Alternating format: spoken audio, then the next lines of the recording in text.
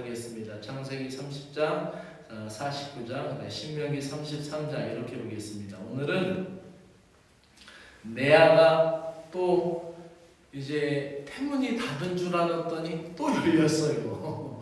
태문이 또 열려서 또 자녀를 낳는데 이사갈과 스불론을 낳습니다. 근데 이 이사갈하고 스불론은 쌍벽을 이뤄요. 그래가지고 마치 안드레하고 또 베드로 같이, 야고보하고 요한 같이 이렇게 쌍벽을 이루고, 그래서 똑같은 엄마에게서 낳은, 레아에게서 낳은 자녀인데, 이제 오늘은 9번째로 이사갈에 대해서, 지파에 대해서 우리가 보도록 합니다. 같이 이제 14절부터 읽도록 하겠습니다. 앞에 상황을 좀 설명을 해야 될 것 같아서 14절부터 보도록 합니다. 같이 읽습니다. 시작. 밀거둘 때 르우벤이 나가서 들에서 합판채를 얻어 그의 어머니 레아에게 드렸더니 라헬이 레아에게 이르되 언니의 아들의 합판채를 청구하노라. 아멘. 지난번에 설교를 한번 했죠. 이 부분에 대해서, 합판채에 대해서. 임신에 효염이 있다라는 당시의 그런 약효 때문에 이거를 구하는 거예요. 보니까 이 르우벤이 아들, 큰아들 르우벤이 볼 때 자기 엄마가 자녀도 더 많이 낳았는데 자꾸 사랑은 라헬에게로 가고 아버지의 사랑이 엄마 레아한테 안 오는 거예요. 그러니까 이 좀 서운하죠. 그리고 그 실바하고 갑자기 실바하고 비라 사이에서 자녀 낳기 경쟁이 일어나잖아요. 그럼 자기 어머니가 태문이 닫은 걸 알고 르벤이 가서 합판채를 갖다 구해다가 어머니한테 주는 거예요. 그러면서 어머니가 다시 자녀를 낳으면 아버지의 사랑을 받지 않을까, 이런 생각을 이제 아들 르우벤이 했던 거예요. 그런데 그것을 누가 달라고 하냐면은 나에게 달라고 하는 거야. 그것 좀 나 좀 달라.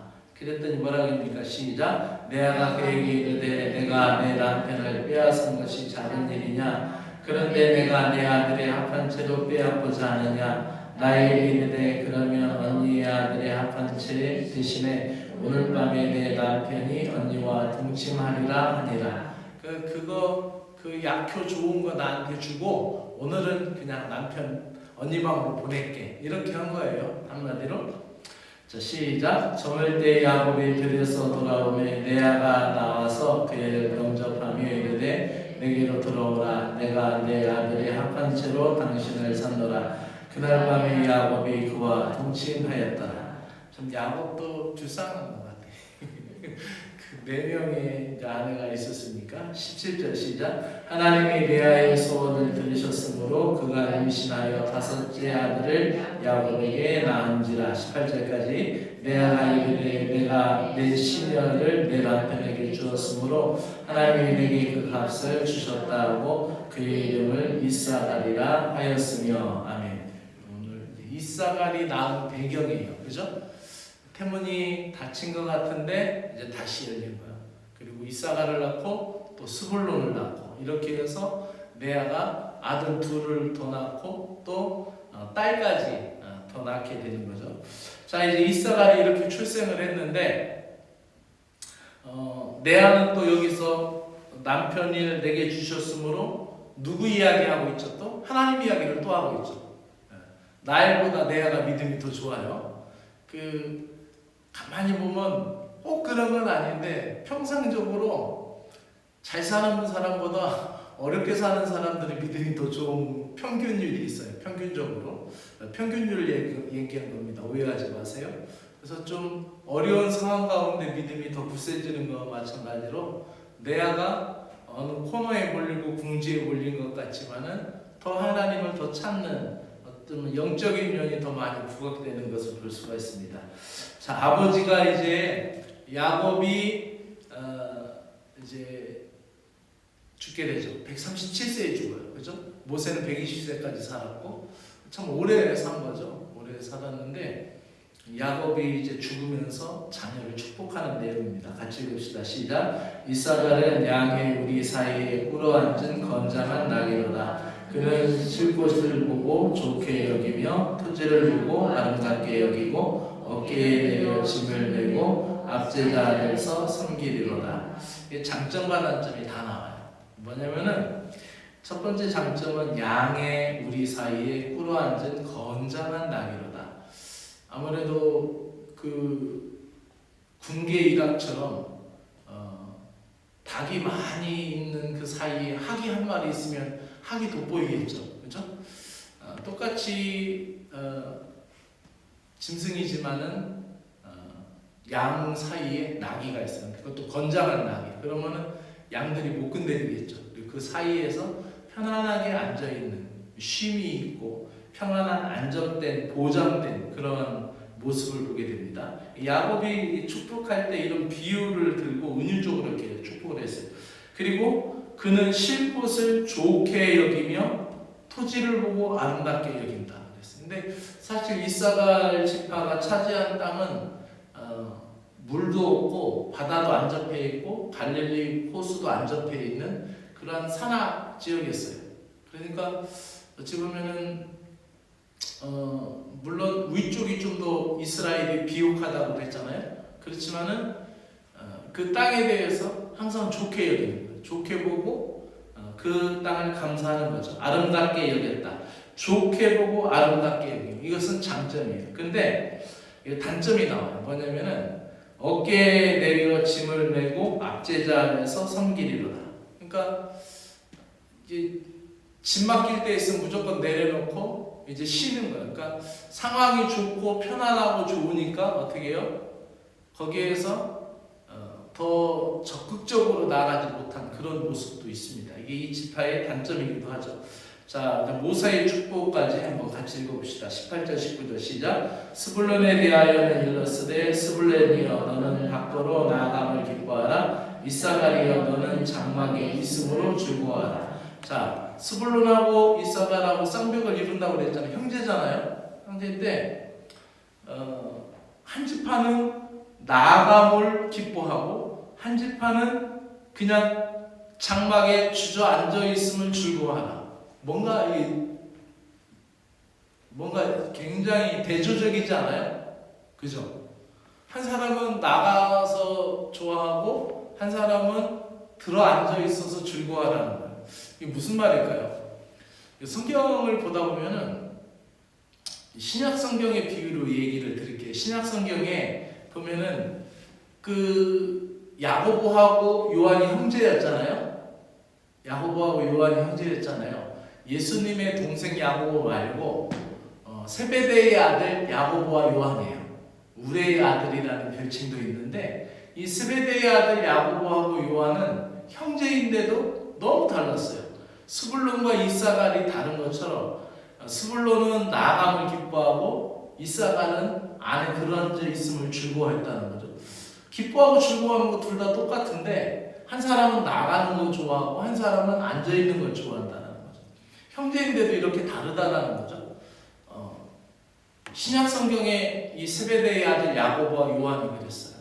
야고보는 똑같이 12사도 중에서 초대교회가 막 일어나기 시작할 때 예루살렘에 핍박이 있을 때 가장 먼저 그 핍박의 당사자가 됩니다. 그래서 목베임을 당해서 죽어요. 그래서 그것을 통하여서 그동안 예수님이 지상 명령을 주셨잖아요. 뭐라고 주셨어요? 너희가 성령을 받으면은 예루살렘과 온 유다와 사마리아와 땅끝까지 이르러 내 증인이 되리라. 이렇게 했는데 증인이 안 되니까 예수님의 제자 사도 중에 야고보 사도가 목베임을 당하니까 그 핍박 때문에 다 흩어져서 전도하기 시작해요. 어디까지 올라가요? 안디옥까지 올라가는 거예요. 그러니까 야고보 한 개인에게 있어서는 순교라는 천국이 있었지만 그것은 물론 영적으로 하늘나라에 가서 받는 영광의 생명의 면류관이었고 그것을 통하여 교회가 불길처럼 퍼져가는 역사가 됐어요. 그렇죠? 첫 번째 예루살렘에 있었던 핍박의 당사자가 됐단 말이에요. 그런데 요한 같은 경우는 어떻게 해요? 12제자가 다 죽고 그 사도들의 사명이 다 끝나고 심지어는 바울 사역과 같이 하면서 그는 어디로 가요? 밤모섬에 유배를 가잖아요. 그러면서 네로의 그 핍박 이런 것까지도 다 겪으면서 나중에는 밤모섬에 유배 가서 그 핍박 속에서 또 하나님으로부터 하늘이 열리는 계시를 받잖아요. 그게 요한 계시록 아니에요? 그러니까 세베대의 아들 야고보하고 요한이 있는데 한 사람은 가장 먼저 목배임을 당해 죽었고 또 하나는 요한은 가장 늦게 그것도 12제자 중에 맨 마지막으로 목배임을 당하지 않고 그냥 밤모섬에서 돌아가신 거죠. 이런 걸 보면은 이 하나님의 축복이 다 분복이 다르다는 거예요. 어떤 사람은 찬양을 잘하는 분이 있고 어떤 분은 기도를 참 뜨겁고 은혜롭게 인도하는 분이 있고 어떤 분은 말씀에 대한 해석을 잘하는 사람이 있고 어떤 분들은 봉사를 잘하시는 분이 있어요. 어제 제가 목요일마다 이제 박사과정 공부를 하잖아요. 그것도 줌으로 공부하는데 화요일마다 또 제가 공부하는 게 있어요.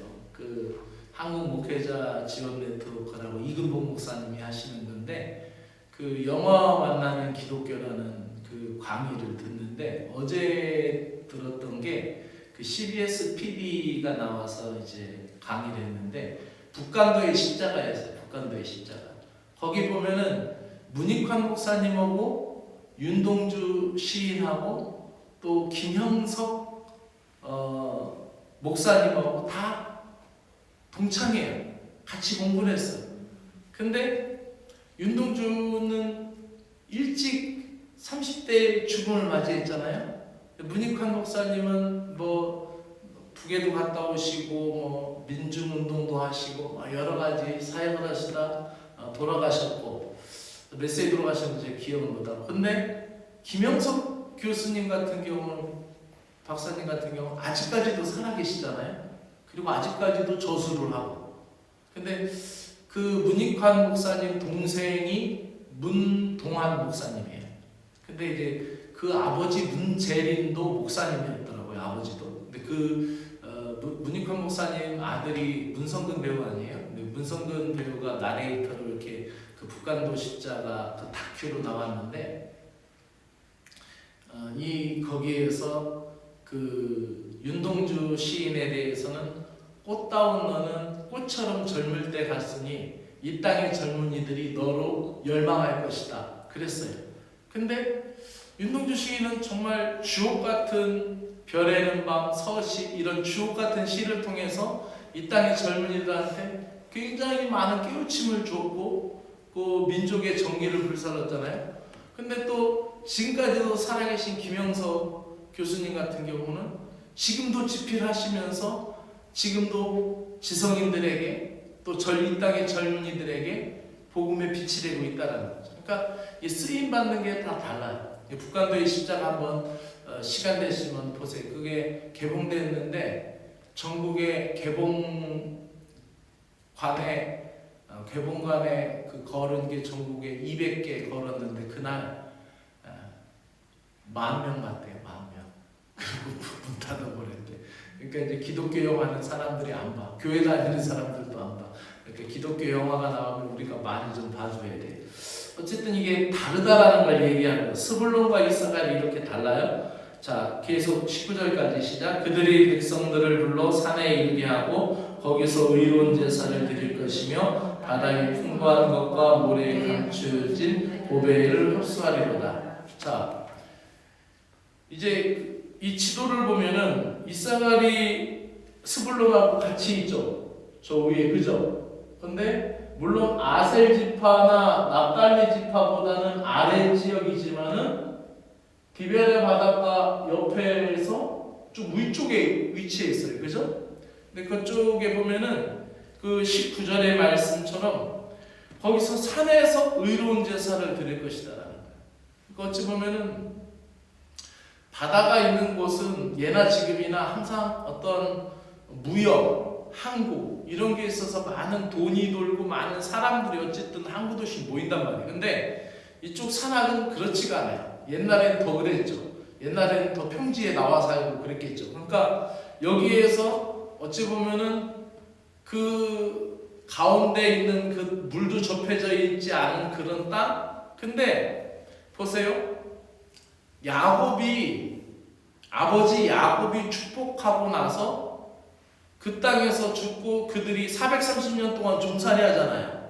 그죠? 그리고 그 사람들을 모세가 이끌고 나오잖아요. 그 모세가 120년 동안 살았으니까 그 모세가 축복할 때 모세의 축복을 보면은 야곱을 축복하고 간격이 약 500년 정도가 걸린단 말이에요. 그죠? 그렇다면은 이 야곱을 축복하고 모세의 축복이 정확하게 일치되는 모습을 찾아볼 수 있어요. 야곱은 이 지파가 편안하고 안정된 것을 갖고 있다라고도 얘기했지만은 그들이 야곱이 뭐라고 얘기했냐면은 죄송해요. 여기죠. 야곱이 좋게 보고 아름답게 본다고 그랬어요. 그 토산을. 그 쉴 곳을 좋게 보고 아름답게. 이건 굉장히 우리 신앙 성품 가운데도 좋은 거 아니겠어요? 좋게 보고 아름답게 보는 거. 근데 이제 여기에서 모세 500년이 지난 후에 모세의 축복을 보면 어떻게 해요? 좋게 보고 아름답게 보니까 어떻게 해요? 그 산으로 의로운 제사를 드리러 온다는 거예요. 그래서 사사시대의 드보라와 함께 싸웠던 지파 중에 하나가 이사갈 지파고 돌라라는 사사 돌라도 이 지파 사람이고 또 그리고 이 바닷가나 이런 평지에서는 풍부하게 살다가도 또 어떻게 해요? 재난이 있고 그러면은 사람들이 피난을 옛날에는 어디로 갔어요? 산속 깊이 숨어 들어가 살았잖아요. 그 산속 깊이 숨어 들어가 사니까 거기에서 이사갈 지파들이 그들을 맞이합니다. 그리고 그들을 맞이해서 그들이 가지고 있는 신앙 전통, 하나님께 예배드리고 제사 드리는 것을 한다라는 거예요. 그래서 오늘 말씀을 이제 정리할게 이제 창세기 49장에 나오는 그 내용, 12지파에 대한 야곱의 기도, 그리고 33장에 나온 모세의 12지파에 대한 기도, 어찌 보면은 그 대제사장 아론의 가슴에 붙였던 그 12지파의 보석, 이런 의미들이 어쩌면은 다 같이 한 가지로 이사갈 지파에 대해서 이야기하고 있다는 것. 이것이 성경의 통일성이죠. 이사갈 지파가 가지고 있었던 영적인 교훈과 영적인 법은 뭐냐면 자기 분수, 자기 분복을 아는 거예요. 그래서 자기 분수를 알고 자기 울타리 안에서 그거를 만족했다라는 거죠. 어찌 보면은 야곱의 기도 가운데 양의 우리에 앉아 있는 건장한 나귀. 근데 나귀가 양의 우리에 있으면 어떨까요? 어울릴까요? 안 어울릴까요? 안 어울리죠. 나귀는 어디 가겠어요? 나귀가 있는 마구간으로 가야 되죠.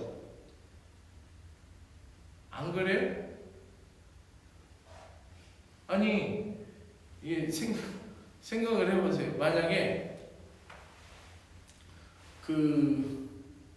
어떻게 표현을 해야 되나? 갑자기 여러분 이해를 도울 수 있을까? 양은 값이 낙타보다 싸죠. 그죠? 그리고 양은 많이 있어요. 그죠? 근데 나귀는 비싸. 비싸고 또 이거는 더 크고 귀해. 그러면 마구간 큰 데로 가야 되고 양은 양 위에 있어야 돼요. 그렇잖아요. 만약에 여러분이 병아리를 많이 키운다고 하면은 그 병아리하고 여기에 더 좋은 공작새라든지 칠면조라든지 더 좋은 그런 것이 있다면은 이걸 따로 구분해 놓겠죠. 막 섞어서 같이 안 놓는다는 얘기예요. 근데 어떻게 해요? 그 건장한 나귀인데도 양의 우리에서 어울리는 거예요. 자기의 분법을 아는 거예요. 내가 왜 여기에서 살지? 난 여기 있을 사람이 아닌데. 이렇게 자꾸 허황되면 안 돼요. 오늘 막 저기 왔다 갔다 일하는데 여기 그 예라머리 집 공사 맡은 그 사람이 옛날에 영덕연문 진 사람이라고 하더라고. 그러면서 이제 얘기를 하고 또 그 예라모니 집 그 대표 이사가 그분이 막 얘기하면서 자기들끼리 막 그런 얘기를 해요. 아, 사관님은 영화배우 같은데 여기 있을 사람이 아닌데 뭐 그렇다고 내가 충무로로 갈 수 있나 헐리우드로 갈 수 있나 그런 거 아니잖아요. 그거는 꿈 깨야 되는 거예요. 나는 이천용문의 담임사관이잖아요. 그죠? 여기에 있는 거잖아요. 마찬가지예요. 건장한 낙이 때 내가 왜 양의 우리가 있냐고 그걸 다 부수고 나가지 않았어요. 이사갈 지파는 이사갈 지파가 어디에 있든지 그것을 좋게 보고 아름답게 봤다는 거예요. 이게 신앙 영성 가운데도 굉장히 중요합니다. 우리 교회가 뭐 더 커야 되고 또 내 삶이 내 가정이 더 커야 되고 우리는 나는 이만한 능력이 있는데 어찌 보면 그것이 우리에게서 교만이 될 수 있는 거죠. 또 이 쉴 것을 좋게 보고 아름답게 보았다라는 이 내용, 땅이 분배되는 과정을 보세요. 여호수아서 1장부터 13장까지는 가나안 정복 이야기잖아요. 14장부터 22장까지는 땅을 분배하는 이야기예요. 근데 그 분배할 때도 다른 지파는 가끔 나와서 슬루보아스의 딸들은 와서 달라고도 하고 뭐 땅이 적어서 더 달라고 한 지파도 있고 그랬어요. 근데 이삭은 어떻게 해요? 자기에게 준 것을 좋게 보고 아름답게 보면서 그 분복을 누렸다는 거예요. 또 한 가지 우리가 역대상 이제 요거 말씀만 하고 끝낼게요. 역대상 12장 32절을 한번 볼까요? 시작. 이사갈 자손 중에는 시세를 알고 이스라엘이 마땅히 행할 길을 아는 우두머리가 200명이니 그들은 그 모든 형제를 통솔하는 자이며. 이게 역대상 12장 32절에 이 말씀의 배경은 뭐냐면 사울 왕이 아직 살아있고 왕으로서 그 사울 왕에게 쫓기는 사람이 누구였냐면 다윗이었어요. 근데 다윗이 쫓기고 있는데 다윗을 도우러 나온 지파가 몇 지파가 있었는데 그 중에 한 지파가 이사갈 지파예요. 근데 그 지파에는 우두머리가 있었다는 거예요. 세 번역으로 다시 한번 읽어볼까요? 시작. 이사갈 자손의 우두머리 200명이 그들의 모든 부하를 이끌었고 그들은 때를 잘 분간한 줄 알고 이스라엘이 하여야 할 바를 아는 사람들이었다. 그러니까 이게 뭐냐면 이게 여기에 그냥 동네 주민만 이렇게 200명 있는 거하고 여기에 면장님들만 200명이 있는 거하고 또 다르겠죠? 또 여기 학생들이 200명 있는 거하고 선생님들이 200명 있는 거하고 다르겠죠? 근데 이사갈 지파들은 그 산악지역이나 이런 데 살면서 어떻게 해요? 의로운 제사를 드릴 줄 아는 영성이 있었어요. 그리고 어떻게 해요? 바다에서 사람을 많이 만나고 풍족한 자원, 어족을 누리고 그렇게 살고 많이 분주하게 살기보다는 그냥 늘 뭐 고구마 먹어도 좋고 감자 먹어도 좋고 그냥 산에서 그렇게 살면서 하나님 바라보고 살았던 이 사람들에게 어떤 해안의 눈이 밝아진 거예요. 영적으로 이 사람들이 더 깨어 있었다는 거예요. 우두머리라는 거, 지도자라는 것이고, 그리고 이들은 때를 분간할 줄 안다, 시세를 안다라는 거예요. 그러니까 어떻게 나오냐면은 요까지만 읽겠습니다. 시작. 또 그들은 근처에 있는 자로부터 이사갈과 스불론과 납달리까지도 나귀와 낙타와 노새와 소에다 음식을 많이 실어왔으니 곧 밀가루, 과자, 물과와 과자와 건포도와 포도주와 기름이요 소와 양도 많이 가져왔으니 이는 이스라엘 가운데 기쁨이 있음이었더라. 이사갈 지파가 다윗에게 다윗 왕조, 다윗 통일 왕국의 건국 공로자가 되는 거예요. 이 지파가. 그래서 이미 사울은 끝났고 하나님의 영이 떠났고 하나님의 신이 떠났고 다윗에게 하나님의 역사가 있다라는 걸 보았던 것이죠. 그래서 이 영적으로 깨어 있었고 시대를 분별하는 해안이 있었다라는 것을 보게 됩니다. 우리는 이 이스라엘 지파를 통하여서 물론 그들에도 단점이 있었죠. 어찌 보면은 그들이 그냥 남들이 짐을 지게 되는 상황에서 아무런 거부하지 않고 나중에는 그 짐 짓는 압제자들의 노예가 된 것은 그들이 어찌 보면은 한때는 용감했고 12지파가 행진할 때도 유다 지파와 함께 앞에서 지파가 세 지파에서 앞에 후방 좌우에 이렇게 행진할 때 유다 지파와 함께 더불어서 앞에 섰던 지파가 이스라엘 지파예요. 그만큼 앞선다라는 용맹이 있는 지파라는 거예요.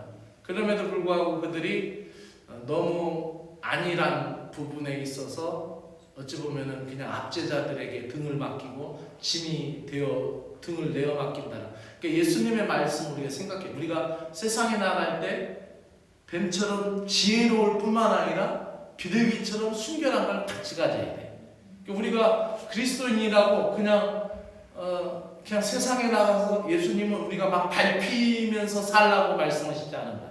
우리에게는 지혜도 있어야 되고 순결한 영도 함께 있어야 돼요. 이스라엘 지파의 단점도 있었지만 그래도 이스라엘 지파에게는 영적으로 우리에게 주는 교훈이 많다라는 거예요. 오늘 말씀은 여기까지만 하겠습니다. 우리 같이 기도하기로 하는데 피곤하고 힘드시죠? 저녁에 나와서 예배드리기. 그러나 오늘 이번 주 특별히 개영 예배가 있으니까 우리 교회를 위해서 합심으로 기도하는 시간을 가지면 좋을 것 같아요. 그래서 합심으로 교회를 위하여서 기도합시다. 교회를 위해 합심으로 기도하고 우리가 특별히 종교임명식을 위해서 마음을 아파해서 뜨겁게 기도하면 좋을 것 같습니다.